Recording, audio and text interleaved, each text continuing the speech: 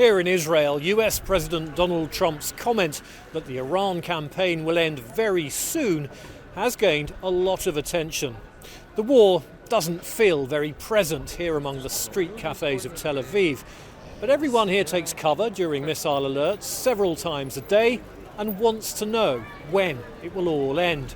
Meanwhile, Israeli Prime Minister Benjamin Netanyahu is still talking up the idea of regime change in Iran, which most analysts say can't be done quickly. So, what if America's choice of an end date is earlier than Israel's? Well, I spoke this morning with Miri Eisen, a former deputy head of the Israeli military's Combat Intelligence Corps.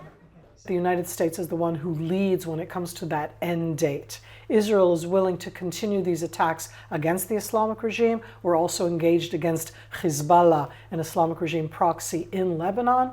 We would like to continue that, but we'll stop when the US says we need to stop. The issue of Hezbollah underlines how Israel and the United States have slightly different priorities in this war. For Washington, hitting Iran is top of the agenda.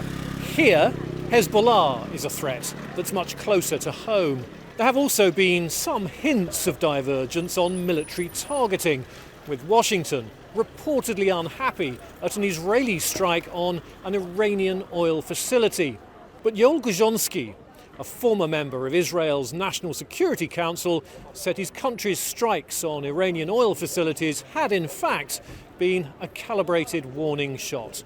Both the US and Israel of being very careful not to hit the main oil installations with Iran, because they know that Iran retaliation might be in the Gulf states, and then we'll see a different scenario.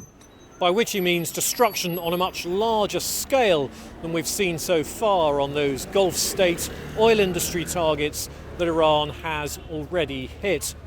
People here and around the world are watching how this war is impacting oil prices and potentially their own wallets.